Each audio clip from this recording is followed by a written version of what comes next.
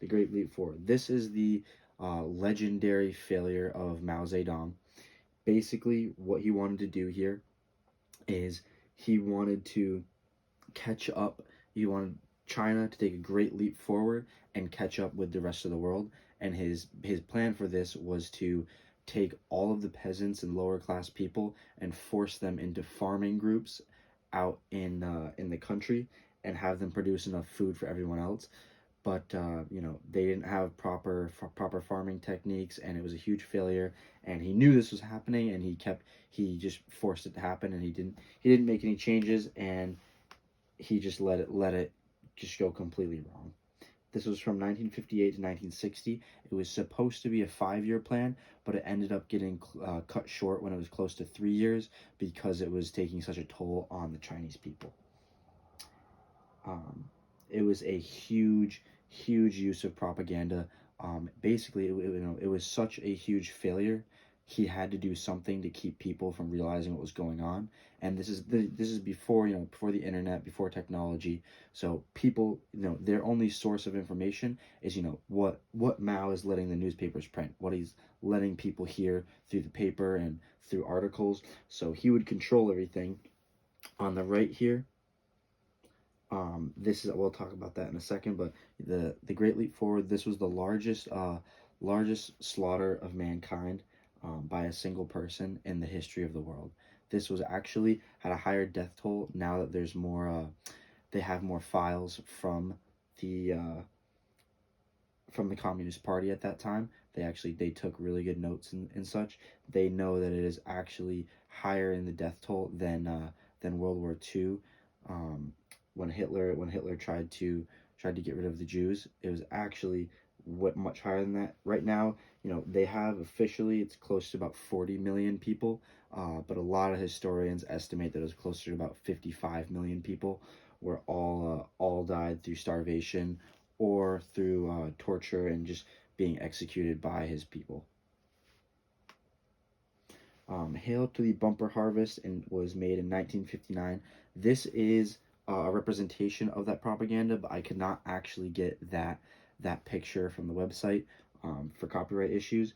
But I can describe it for you. The picture, it was produced in 1959, and it was aimed at keeping the people in the city at rest, and it was trying to keep them from knowing the horrors of what was going on outside the city, where all the people were starving to death. And what the picture portrays is it has peasants riding on flying lettuce and flying potatoes. It has peasants, they're flying on clouds. They're happy. They have nice chubby cheeks, and they're full of food. And there's sunshine. There's like actually sunshine and rainbows on these posters. And it was called Hail to the Bumper Harvest. And this is what Mao produced in the newspaper articles and sent out to everyone in the cities so that they would believe that everything was going well when it was not. The second big phase of Mao Zedong's rule was the Cultural Revolution. This was from 1966 to 1976, and this was basically Mao Zedong. In these 10 years, he was trying to restore the public's faith in him and his public image, because even though the propaganda helped him, stay clean for a lot of the horrors going on during the Great Leap, uh, you know, it was rough for him. People were starting to realize, this guy's not serving the people. He's not giving us what he promised. So he flipped the switch, and he, said, I gotta do something new. I gotta get people back on my side. Because he was very anxious about, he listened to Joseph Stalin about, his right hand man, that he was very insecure. So ideas, customs, habits, and culture.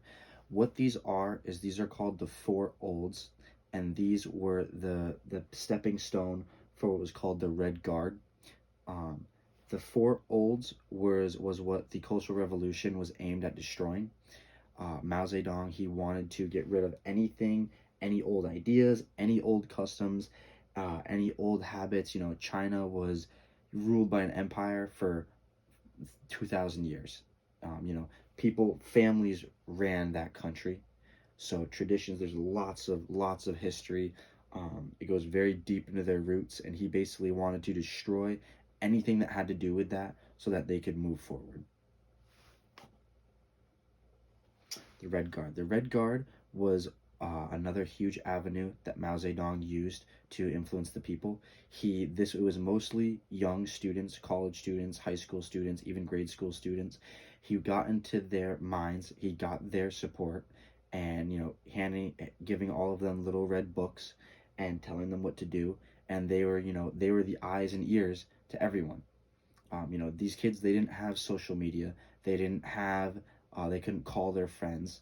They didn't have technology. So when all they heard was, the little red book and all the praises from Mao Zedong, telling them what to do, they worshiped this guy. Dazibao. This word means large letter posters. And this picture on the left here, it's kind of hard to see probably, but it is a giant wall filled with huge newspaper articles. Now, what this is this word is, Dazibao is the word for the type of propaganda used during the Cultural Revolution. This was, literal big letter posters.